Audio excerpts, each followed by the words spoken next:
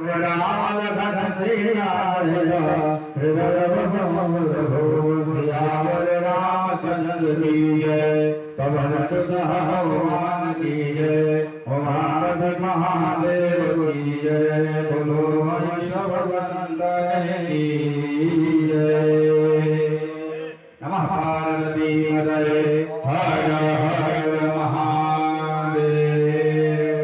हमारे इस यज्ञ के मुख्य यजमान श्रीमान जलाराम दुबे जी और दुबे जी आप आकर के व्यास जी का और व्यासपीठ का पूजन करें। भैया लाइट देख लीजिएगा ना। आइए आ जाओ आकर के सामने से हाँ कल से इस पे आज भी सामने से तिलक लगाइए करके तिलक लगाइए माला बनाइए ये है ना चंदन थोड़ा सा अंगूठा में करके दो चंदन भगवान की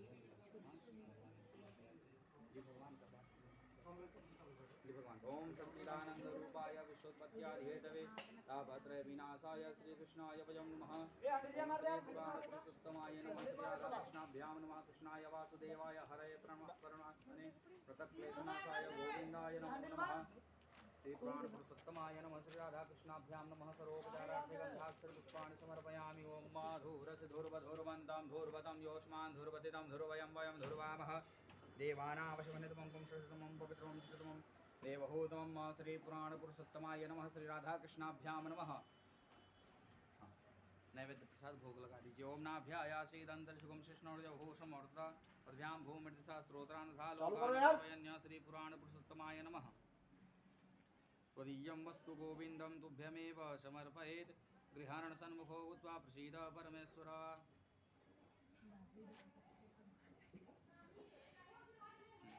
दीजिए जल है ना आचमनी करें एक आचमनी आचमनीयम जलम समर्पयामि प्रत्याचमनीयम जलम समर्पयामि नीचे छोड़ दीजिए लोटा ही कुछ द्रव्य वहाँ सब पुराण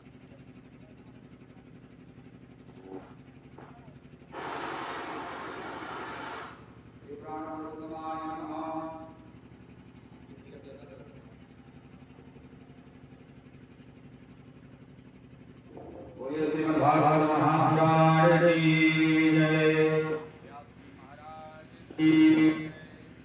वत्सल भगवान की जय। तिलक लगा दीजिए और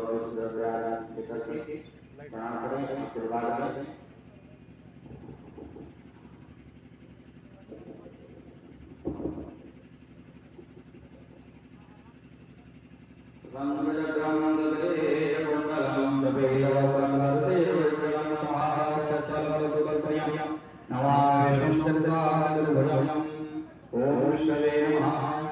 श्री पुराण पुरुषोत्तमाय नमः श्री राधा कृष्णाभ्यां नमः।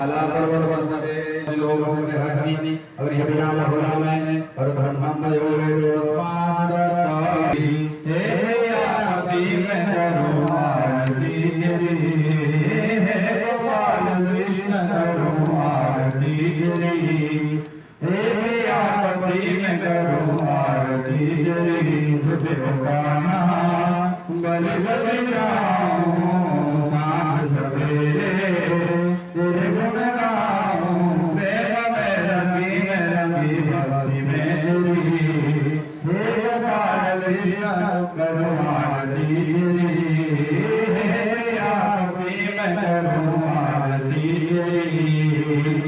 ये माटी का कण है तेरा मन और प्राण भी माटी का कण है तेरा मन और प्राण भी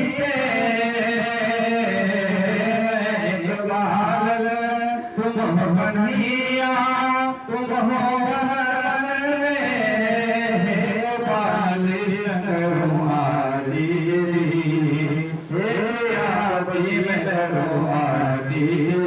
तुझ पे गाना गले गले जाऊं सांझ सवेरे तेरे गुण गाऊं प्रेम में रवि भक्ति मेरी हे गोपाल कृष्ण करो आरती तेरी ओ कान्हा तेरा रूप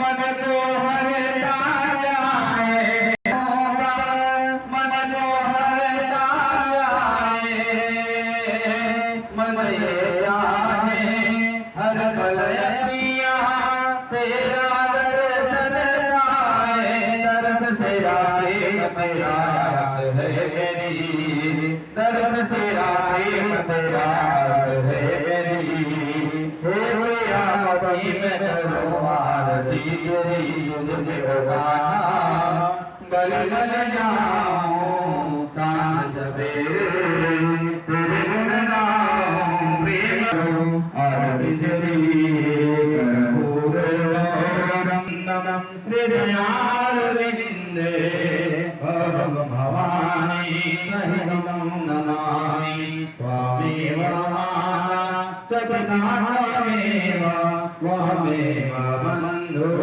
सखा त्वमेव वीर्या द्रविणं त्वमेव सर्वं मम देव आराध्यं निवेदयामि श्री राधा कृष्णाभ्यां देवानां सुतमाय नमः देवी माता विहारियां की जय पुराण सुत भगवान की जय श्री व्यास महाराज की जय जय श्री राधे। अब आप सभी लोग बहुत ही आनंदित होकर के भगवान में नित्य मन को लगाते हुए और भगवान का कथा श्रवण करेंगे। जैसे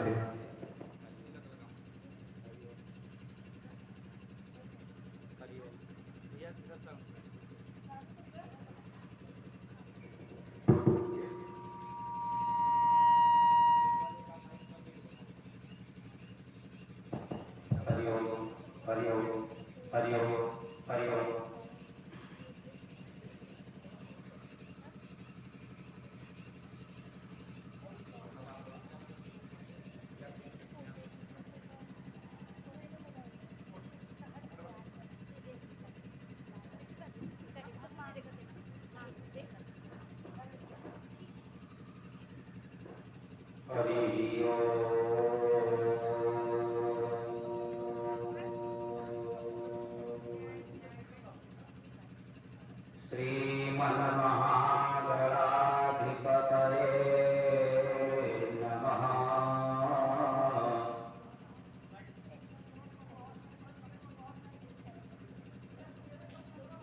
कृष्णाय वासुदेवाय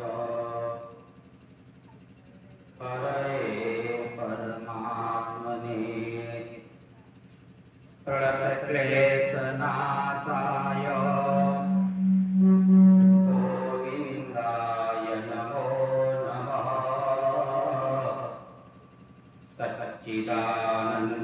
सच्चिदानन्दरूपाय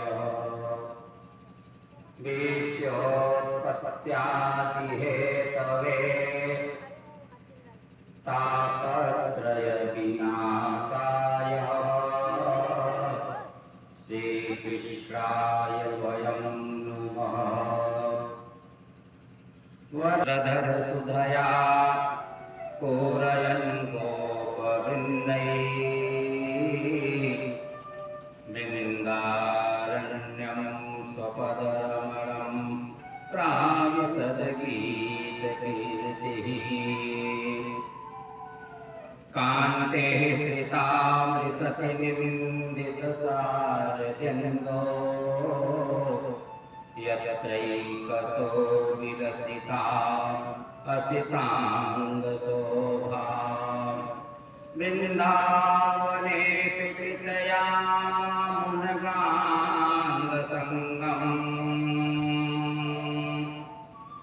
राधा मुकुन्दयुगलं तदहं नमामि। राधा मुकुन्दयुगलं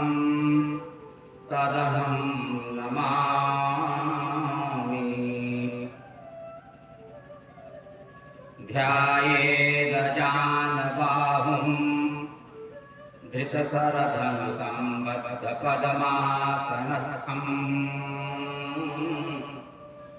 पीतं वासोवसानं नवकमलदलस्पर्धिनेत्रं प्रसन्नम् वामाङ्गारूढसीतामुखकमल मिल्लोचनं नीरदाभम् नानालङ्कारदीप्तं दशतनु जटामण्डलं रामचन्द्रम् मनोजवं मारुततुल्यवेगम्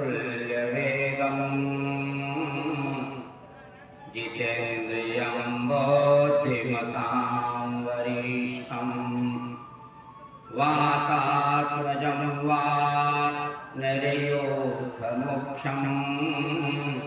श्रीरामदूतं शरणं प्रपद्ये। गुरुर्ब्रह्मा गुरुर्विष्णु गुरुर्देवो महेश्वरा गुरुर्साक्षात् परं ब्रह्म तस्मै श्रीगुरवे नमः। अखण्डमण्डलाकारं व्याप्तं येन चराचरं तत्पदं दर्शितं येन तस्मै श्रीगुरवे नमः। अपने अपने घर की सब काहू को पीर तुम्हें पीर सब घर की धन्य धन्य रघुवीर धन्य धन्य रघुवीर। बोले आनंद कंद श्री कृष्णचंद्र भगवान की श्यावर रामचंद्र की उमापति महादेव की सद्गुरुदेव भगवान की जय जय श्री राधे श्याम।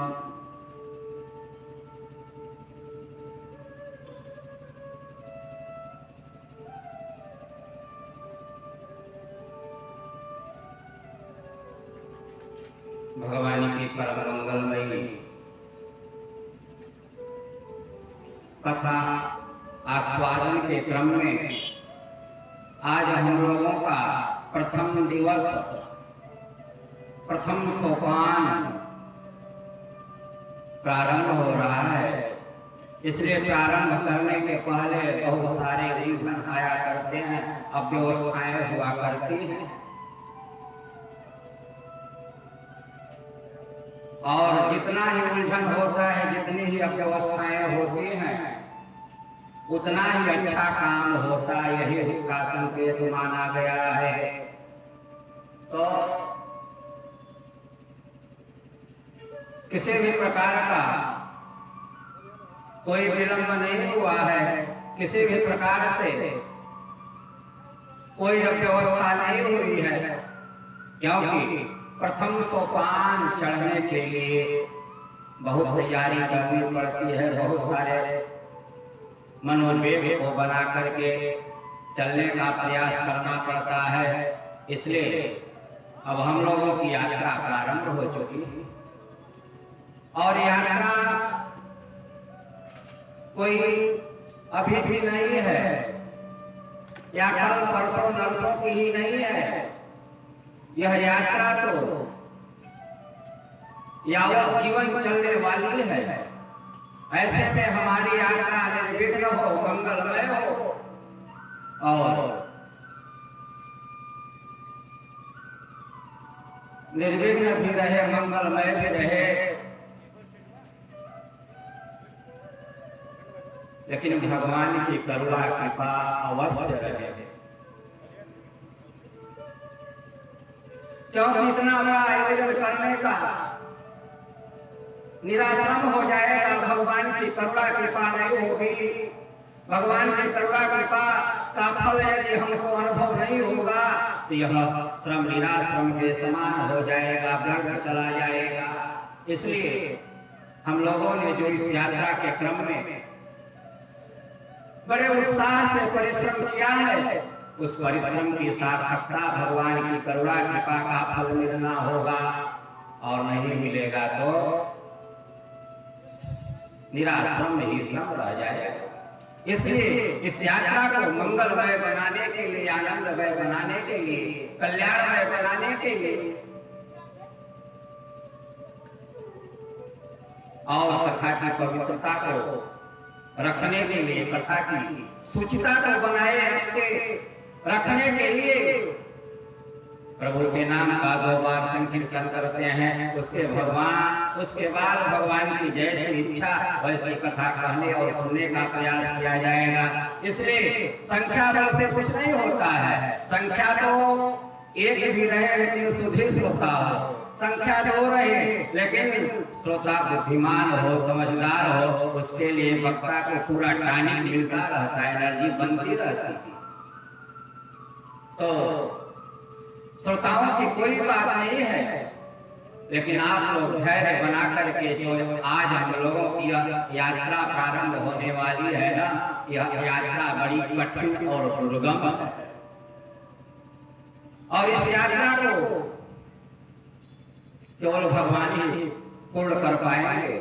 आप अपने बल से सोचो हम पूरा कर लें, आप अपने धन से सोचो पूरा कर लें, संभव नहीं, क्योंकि भगवान ने कृपा करी तब आज मेरा मन बन पाया है, और मन न बिगड़ने पावे, इसलिए मन की एकाग्रता जरूरी है। मन का चिंतन भगवान के लिए बनना चाहिए। ऐसा जब हृदय में भाव आवेगा तभी यह यात्रा पूरी हो पाएगी। इसलिए मन को एकाग्र करते हुए प्रभु के नाम का 2 बार संकीर्तन करें, मन और वाणी की पवित्रता के लिए। उसके बाद भगवान की जैसी इच्छा वैसी कथा कहने सुनने का प्रयास किया जाएगा। सभी लोग बड़े प्रेम से बोलेंगे, कृष्ण गोविंद गोविंद गोपाला, कृष्ण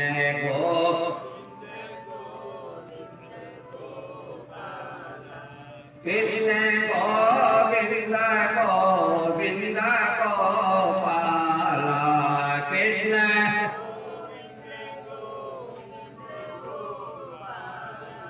कृष्ण गोविंद गोविंद गोपाला, कृष्ण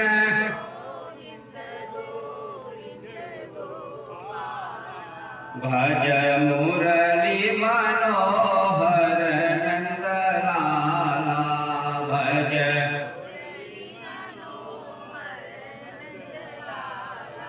भज मुरली मनोहर नंदलाला, भज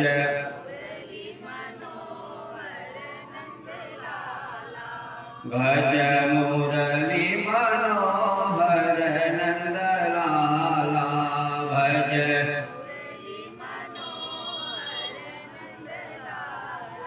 कृष्ण गोविंद गोविंद गोपाला, कृष्ण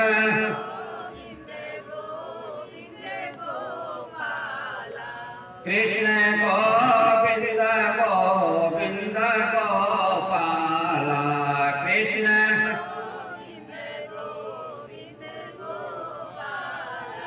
भज मुरली मनोहर नंदलाला, भज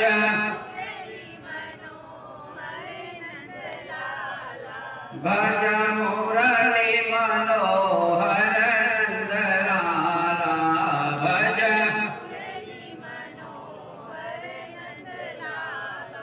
कृष्ण गोविंद गोविंद गोपाला, कृष्ण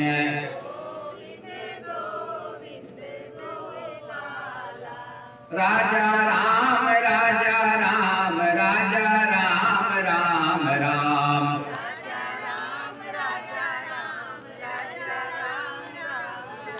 राजा राम राजा राम राजा राम राम राम, राजा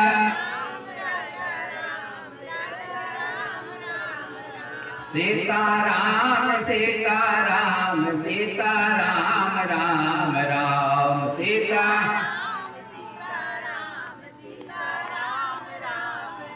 सीताराम सीताराम सीताराम राम राम सीता कृष्ण गोविंद गोविंद गोपाला कृष्ण गोविंद कृष्ण गोविंद गोविंद गोपाला कृष्ण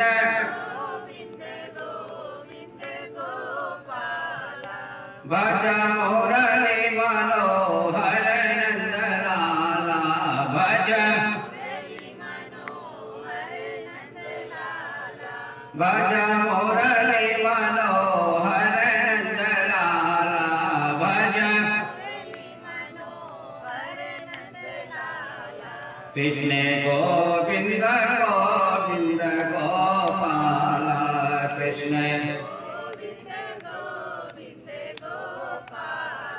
कृष्ण गोविंद गोविंद गोपाला कृष्ण बोलिए भगवत्सल भगवान की श्रीमद् भागवत महापुराण की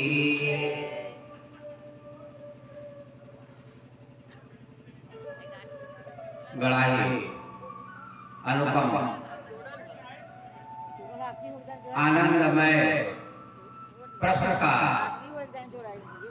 उद्बोधन सौनकादि महात्माओं के द्वारा सौनकादि ऋषियों के द्वारा रखा गया। इसके सामने सूत जी महाभाग के सामने कहाँ पर रखा गया? तो हमारे यहाँ उत्तर प्रदेश में एक जनपद है सीतापुर। सीतापुर जनपद में ही नैमिषारण्य की परम पवित्र भूमि में एक महान उत्सव प्रारंभ किया गया।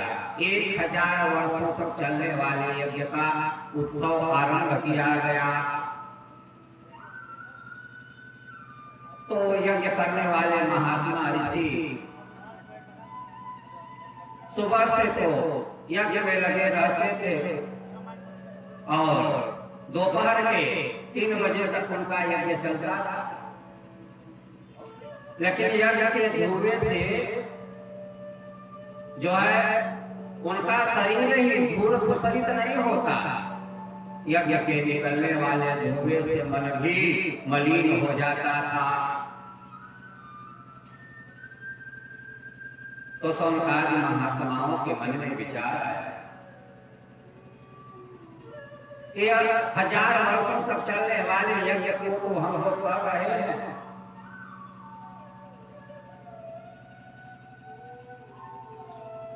लेकिन इस यज्ञ का फल क्या होगा या इस यज्ञ का फल क्या मिलेगा? यज्ञ का फल बहुत मिलेगा तो स्वर्ग मिल जाएगा, लौकिक संपदा प्राप्त हो जाएगी। इससे ज्यादा तो यज्ञ कुछ नहीं दे सकता। तो उन लोगों ने विचार किया, महात्माओं ने, सौनकादि ऋषियों ने, कि ऐसा भी इसमें कोई उपक्रम किया जाए, उपाय किया जाए जिससे हम लोगों के मानव जीवन का कल्याण हो जाए, शरीर का कल्याण हो जाए। तो उसी सभा में एक वयोवृद्ध संत बैठे हैं जिनका नाम है सूत जी महाराज। सूत जी के सामने सौनकादि ऋषि बड़े विनम्र भाव में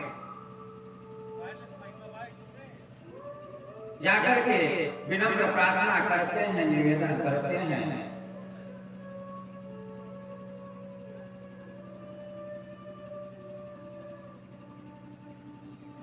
सूत जी ने अपने सामने हजारों ऋषियों को आया देखा तो सूत जी सहसा खड़े हो गए। सूत जी ने कहा, अरे महात्माओं, आप लोगों का आगमन यहाँ कैसे हुआ? सौनकादि महात्माओं ने कहा, आप पधारो पहले। सूत जी बैठ जाते हैं, सारे महात्मा भी बैठ जाते हैं और महात्माओं ने बिना सूत जी को दोबारा कहे ही कहना प्रारंभ किया। अज्ञान धन समेत हंसा कोटि सूर्या समप्रभा सूतक्षा कथा सारं मम कर्णरसायनम्। भगवान अज्ञान का नाश करने वाला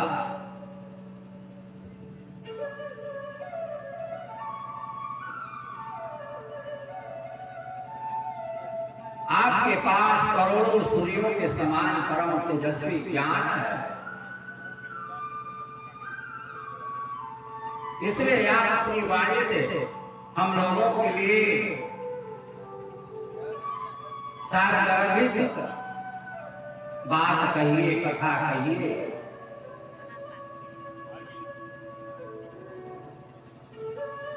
सारगर्भित किसलिए कहिए? मम कर्णरसायनम्, इससे प्राणों को रसायन प्राप्त हो। हम खेतों में रसायन डालते हैं कि नहीं डालते हैं? अपनी उपज बढ़ाने के लिए, पैदावार बढ़ाने के लिए खेतों में आजकल तरह तरह के रसायन का प्रयोग किया जाता है कि नहीं? तो उसी प्रकार से सूत जी के सामने सौनकादि ऋषियों ने कहा, भगवान हमारे कानों के लिए रसायन बने, रसायन हो, ऐसे सारगर्भित कथा को कहिए, बात को सुनाइए।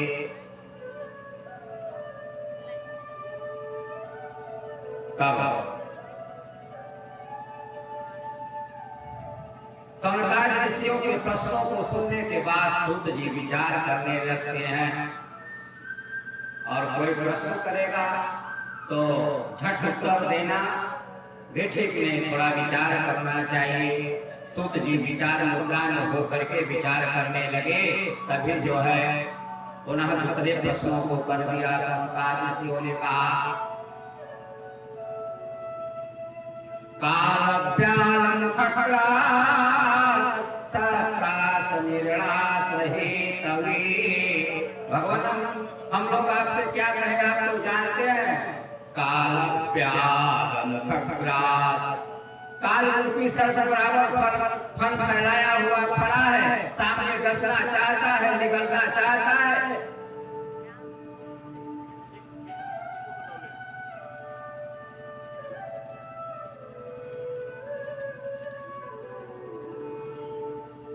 तो इस काल रूपी व्याल के मुख से भी बचाना है। कालव्यालं खट्रात् सत्रास निर्णास हेतवे। काल के गाल में हम लोग न समा जाए, इसलिए काल के गाल से जाने का भी, बचने का भी कोई मार्ग आप बता दीजिए, क्योंकि हम लोग जानते हैं। कहा क्या? चिंतामणिर्लोक सुखम सुरद्रुः स्वर्ग संपदाम् गुरुरूपी को वैकुंठम योगिनाम यति दुर्लभम्। चिंतामणि एक होती है, यदि चिंतामणि को ये जीव पा जाए तो क्या करेगा? चिंतामणि से इतना ही करेगा, लोक सुख की याचना कर सकता है, संसारिक सुखों की चाह को प्राप्त कर सकता है, लाभ ले सकता है। चिंतामणिर्लोक सुखम, लेकिन इसके आगे कुछ नहीं, केवल लोक सुखों तक ही चिंतामणि की आवश्यकता है। तो मान लीजिए उसको चिंतामणि मिल गई तो लोक सुख प्राप्त कर लेगा। और सुरद्रुः स्वर्ग संपदाम्, एक होता है सुरद्रुः यानी कल्पवृक्ष। कल्पवृक्ष यदि मनुष्य को मिल जाए, जीव को मिल जाए, तो यह मनुष्य उस कल्पवृक्ष से क्या करेगा? स्वर्ग की संपदा मांग लेगा। उसमें देवराज का समस्त वैभव भी आ जाएगा।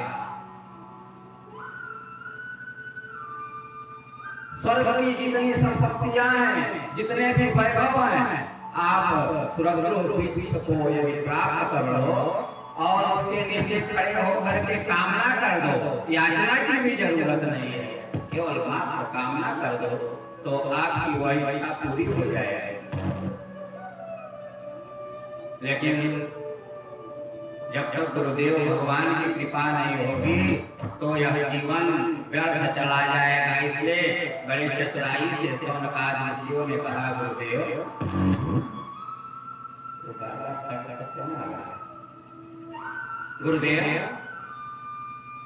गुरुपीतो वैकुंठम योगिनाम दुर्लभम। यदि गुरुदेव भगवान की कृपा हो जाए,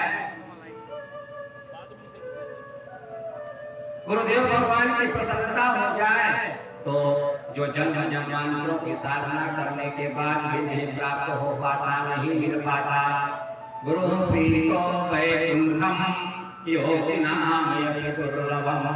जो बड़े बड़े योगियों को दुर्लभ है। योगी क्या करता है?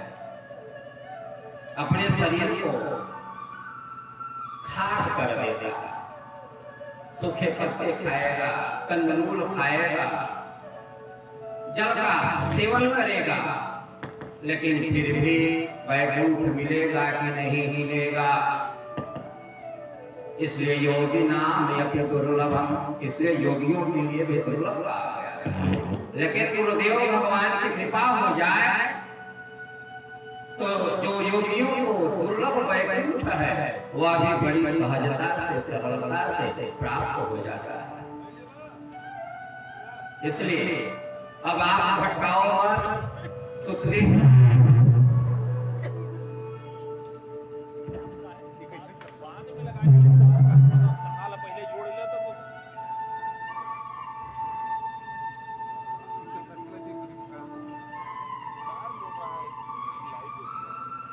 बोले भक्तोत्तर भगवान की। ये माया तो माया का ही रूप है, तो माया कहीं न कहीं आपको अव्यवस्थित करती ही है। इसलिए कोई बात नहीं, अगर जब इतने लोग हैं तो बंद करा दीजिए, हम इतना ऐसे भी बोल लेंगे। बोले भक्तोत्तर भगवान की। तो गुरुदेव अब हम लोगों के लिए इस काल रूपी प्यार के मुख में न जाना पड़े, उससे बचने का मार्ग बताइए।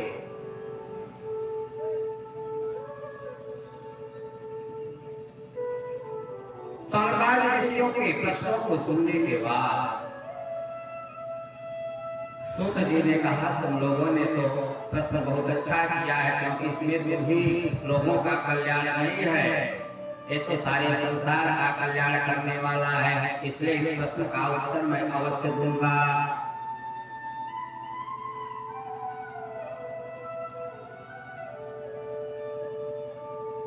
तो सूत जी ने कहा, तुम लोग सावधान हो जाओ। अब हम तुम लोगों को भगवान की दिव्यतम तथा अवगाहन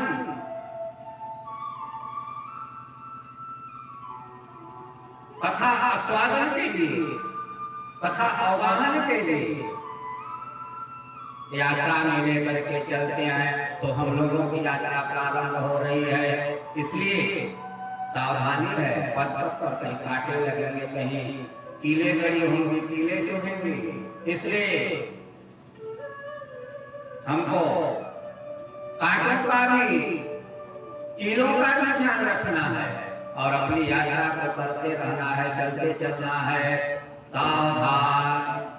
सूत जी सावधान कर देते हैं और कहते हैं, देखो प्राचीन काल की बात है,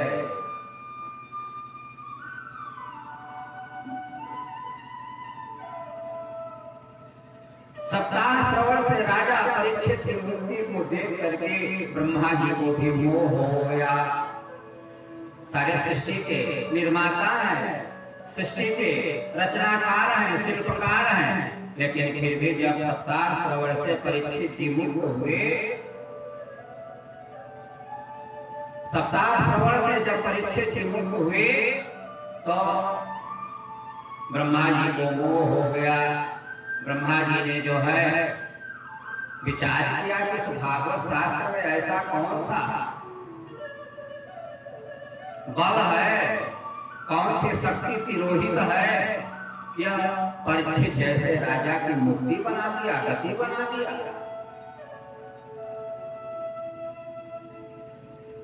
तो ब्रह्मा जी ने एक तराजू ली और एक पलड़े में भागवत पुराण को रखा, दूसरे पलड़े में समस्त वैभवों को रखा, सुखों को रखा।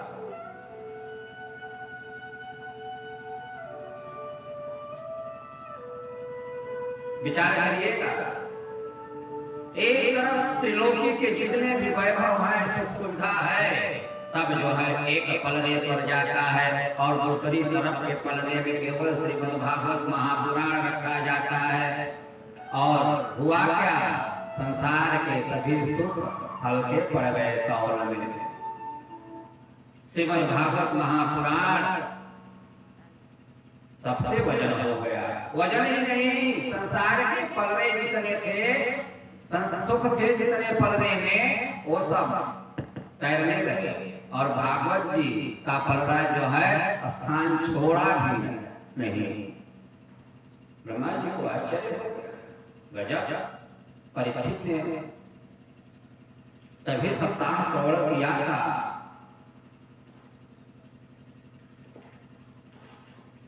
क्योंकि यह सप्ताह की संगति, क्या आप सोच रहे हैं हमारे प्रयास से मिली है ना? बहु जन्मांतरे भागवतम लभी, जब जन्म जन्मांतरों का पुण्य उदय होता है ना, तब श्रीमद् भागवत की कथा प्राप्त होती है, श्रीमद् भागवत कथा सुनने को मिलती है।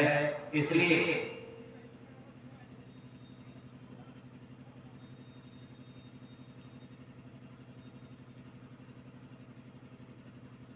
देवताओं ने विचार किया कि ब्रह्मदेव ने तौला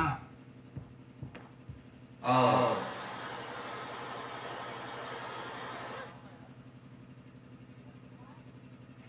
अब वो धूली बेला तो है भगवान शंकर के गढ़, तो आ ही सकते हैं। इसलिए जो है हम लोग अपने कामों में भी ध्यान देंगे। दो ही तो द्वार है इस पृथ्वी पर, एक हरिद्वार है, दूसरा शिवद्वार है। और हरिद्वार में भगवती गंगा जी, शिवद्वार में आप जैसे महानुभाव लोग बोले भगवत्सल भगवान की। और शिवद्वार में अगर वो धूली बेला में माइक सुचारू रूप से चल जाए तो भगवान की कृपा, और माइक कितना डिस्टर्ब होगा जान लीजिएगा, भगवान थोड़ा भी कृपा कम कर रहे हैं।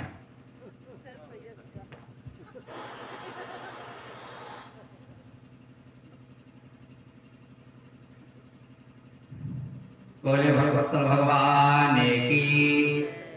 आज चाहे जितना भी डिस्टर्ब हो रहा है, लेकिन कल से आप लोग ध्यान देंगे, मेरे निवेदन को अवश्य स्वीकार करेंगे। देखिए माइक तो चाहिए ही, इसलिए माइक की जो भी व्यवस्था है इतनी साइलेंट होनी चाहिए कि मेरी आवाज के छोड़ ये कर्म जो चल रहा है ना, ये चलेगा तो फिर कल से बंद करा देंगे हम लोग को। इसलिए माइक वाले आज चाहे जितना डिस्टर्ब करते बने कर लो, लेकिन कल से याद रखना, और व्यवस्थापक भैया लोग आप लोग भी ध्यान देंगे। माइक की व्यवस्था अत्यंत, मेरी आवाज के छोड़ कहीं से भी इनके माइक में आवाज आती है तो फिर माइक को बंद करा दिया जाएगा। इसलिए माइक की व्यवस्था या तो रखें तो सुचारू रूप से चलता रहे, नहीं तो बंद ही कर देते हैं। बोलिए भगवत्सल भगवान की। राजा राम राजा राम राजा राम राजा राम राजा राम राजा राम राजा राम राजा राम राजा राम राजा राम राजा राम राजा राम राजा राम राजा राम राजा मैं सीताराम सीताराम सीताराम सीताराम सीताराम सीताराम सीताराम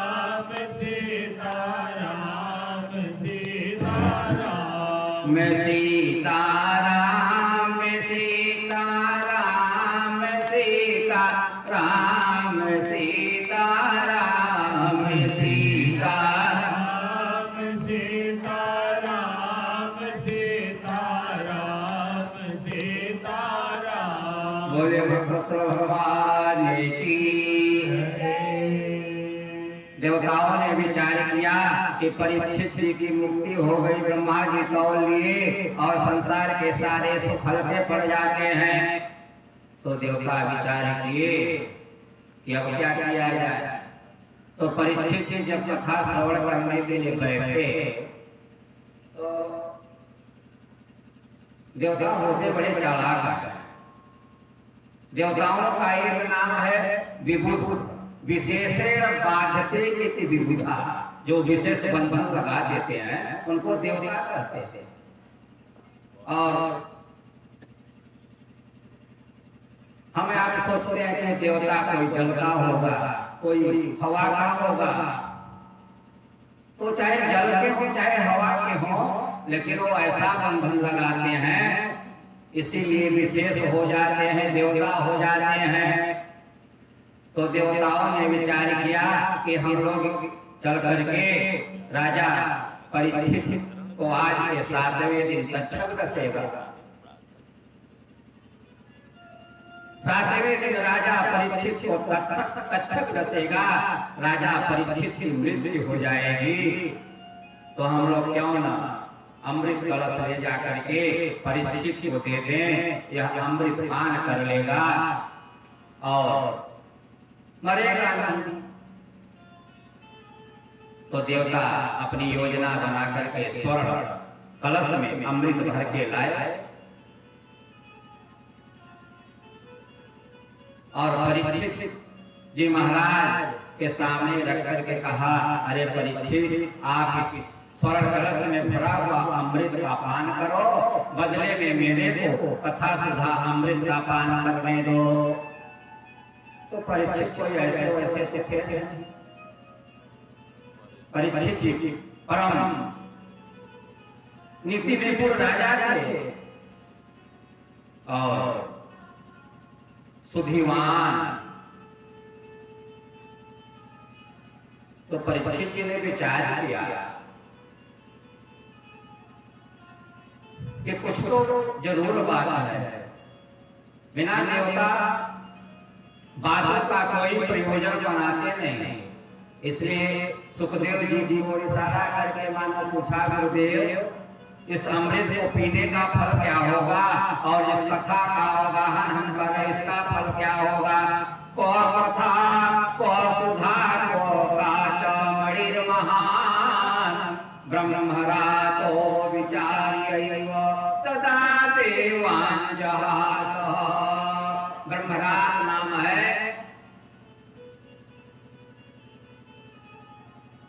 सुखदेव परीक्षित का, परीक्षित का यह नाम ब्रह्मराज है। तो परीक्षित की ओर ब्रह्मरातो विचार्यैव, विचार करते हुए कहा, इसके फल और इसके फल में अंतर जानना चाहते हो ना? कहा गुरुदेव, इसके फल और इसके फल में अंतर क्या है? कहा देखो, स्वर्ग में भरा हुआ अमृत का तुम पान करोगे ना, जो स्वर्ण कलश में रखा हुआ अमृत है उसको पियोगे ना, तो उसके पीने का फल ये है कि यह शरीर तुम्हारा स्वर्ग को प्राप्त करेगा।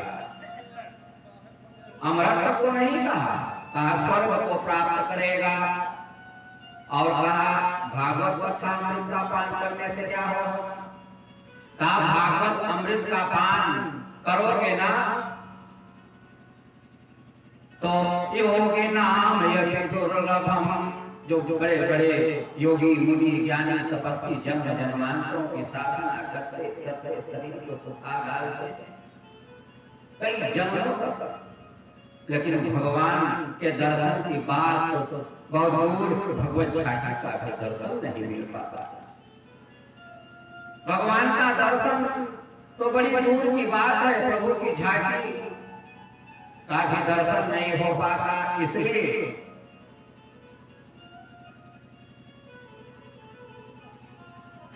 वैकुंठ धाम की बात छोड़ दो,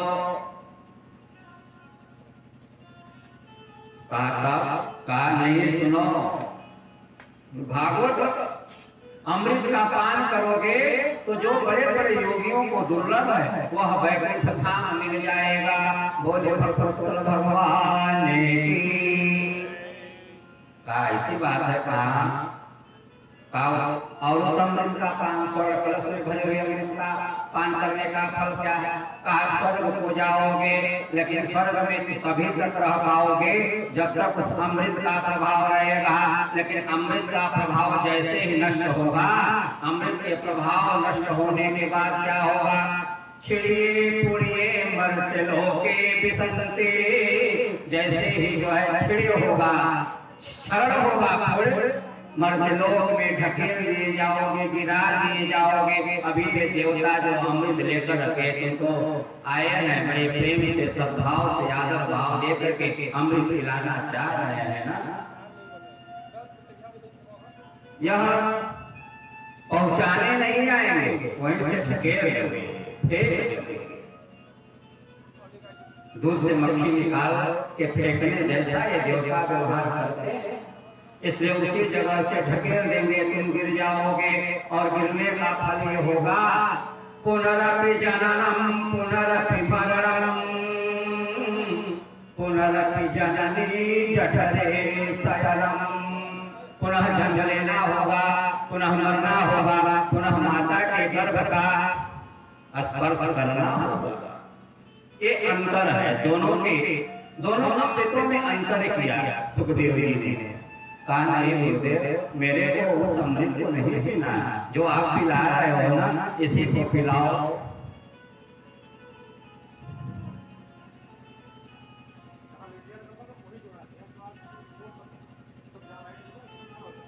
ब्रह्मा जी भागवत की शक्ति को देख लिए, देवताओं को तरस आई, देवता अमृत लेकर के आए, लेकिन परीक्षित के द्वारा देवताओं का परिहास कर दिया गया। देवता भी लौटा के चले गए। क्यों? क्योंकि हमारे यहाँ कहा गया है अनाधिकारी को भागवत की कथा नहीं सुनाना चाहिए। कथा के मर्म को जानने वाले जिज्ञासु व्यक्ति के लिए यह अमृत सुलभ हो पाता है।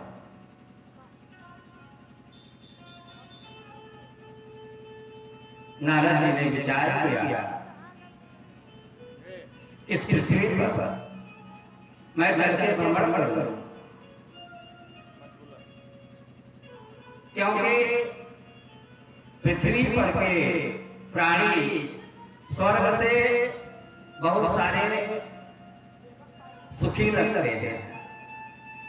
अब मर्द लोग वाले जा रहे हैं कि हम लोग दुखी हैं, लेकिन स्वर्ग से जब देवतागण देखते हैं तो देवादि की दृष्टि में ऐसा लगता है ये मनुष्य तो बड़े सुखी सा हैं, सुखी लग रहे हैं।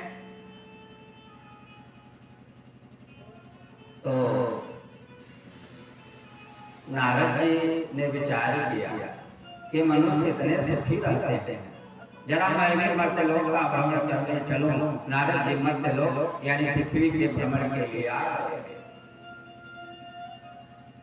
अब नारद जी जब मर्त्य लोक भ्रमण करने के लिए आए तो नारद जी पहले कहाँ गए।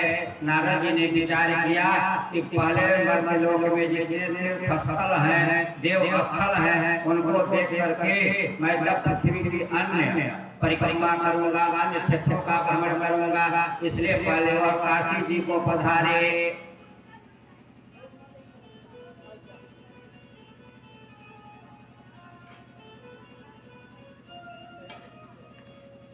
अब काशी जी को जब नारद जी पधारे तो काशी जी का भ्रमण किया है। काशी जी के बाद नारद जी अन्य क्षेत्रों में चले गए। काशी गोदावरी हरिक्षेत्रम, हरिक्षेत्र को चले गए। हरिक्षेत्र यानी हरिद्वार को ही कहते हैं। हरिद्वार को भी गए, प्रयाग गए, पुष्कर गए और अन्य तीर्थों में भी नारद जी ने भ्रमण करके मर्त्यलोक के प्राणियों को देखा। देखा तो क्या,